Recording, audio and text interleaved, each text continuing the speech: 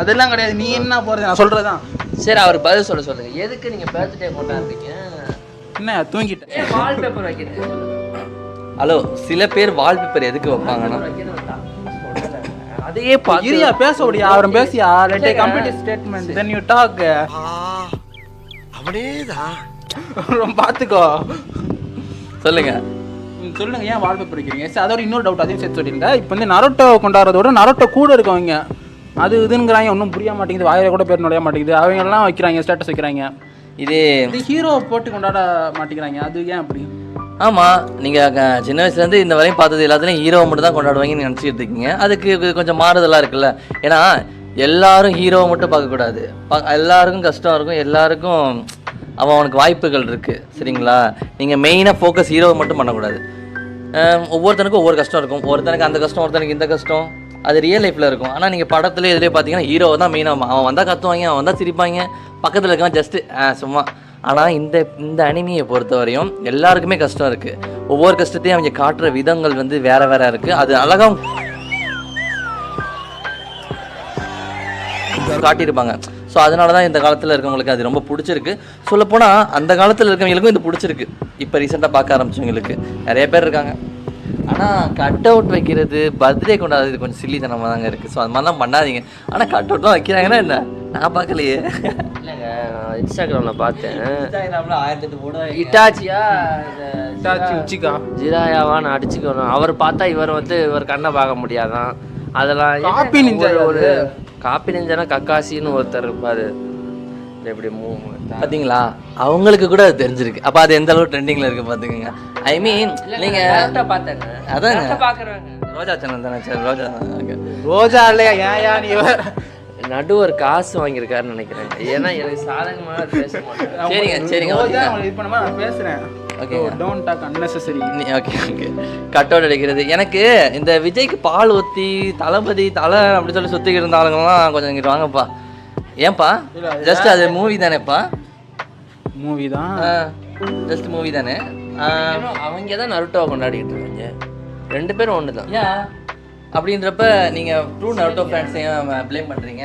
True Naruto fans வந்து எப்படி இருப்பாங்கன்னா, அவங்க வாழ்க்கைக்கு தேவையான ஒரு இதை வந்து அவங்க நருட்டோவிலேருந்து எடுத்துக்கிறாங்க. பிகாஸ் நம்ம எக்ஸாம் படிக்கிறப்ப எக்ஸாம் நம்ம வந்து எப்படி புக்கை எடுத்துக்கிறோமோ, நீ நான் சொல்லணும், நீ ஏன் சொல்ற? என்னன்னையா ஏய் சங்கத்தை கலைச்சிட சொல்லு சொல்லு. இங்கே பாருங்க, ட்ரூ நருட்டோ ஃபேன்ஸ் என்றைக்குமே எப்படி நம்ம ஒரு ஸ்கூலில் எக்ஸாமுக்கு ஒரு புக்கை யூஸ் பண்ணுறோமோ, எக்ஸாம் முடிச்சுட்டு புக்கை தூக்கி போட்டுருவோமோ, அந்த மாதிரி தான். ஆனால் இதில் தூக்கியெல்லாம் போட மாட்டாங்க. ஏன்னா அது லைஃப் ஃபுல்லாக ஒரு மோட்டிவேஷன்ஸ் அதுலேருந்து கிடைக்குது. அந்த ஒரு மூமெண்ட் அது உண்டாகணும், அந்த ஒரு எழுச்சி. நிறைய நல்ல விஷயங்கள் கிடைக்குது. நல்ல விஷயம் எதுலேருந்து கிடைச்சா என்ன, எடுத்துக்க. என்ன அன்னப்புறம் மாதிரி இருக்குன்னு சொல்றாரு. பாலையும் தனியாக பிரிச்சு எடுத்துக்கணும். இது விடுங்க, அது என்னங்க அதை பற்றியே, அது முடிஞ்சாலும் அதை பற்றியே பேசிக்கிறது. அந்த அக்காட்சிக்கு ஒரு இது போட்டிருப்பேன், அந்த உடையை மாட்டிக்கிறது, எங்கே போனாலும் அந்த டிஷர்ட்டில் கூட அது இருக்கிறது, அதை பற்றியே பேச வேண்டியது.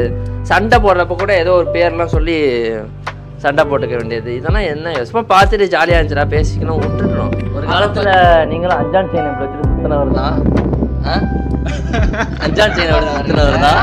இந்த 2 சட்டை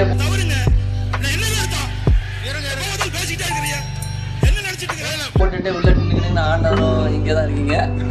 ஓகேங்களா? ஒருத்தனுக்கு ஒரு விஷயம் பிடிச்சிச்சுன்னா அவனுக்கு அது சைக்காலஜிக்கலாக எஃபெக்ட் ஆச்சுன்னா சில பேர் அப்படி தான் பண்ணுவாங்க. ஒரு சில பேர் அதை மெச்சூராக எடுத்துட்டு ஹேண்டில் பண்ணிட்டு போயிடுவாங்க.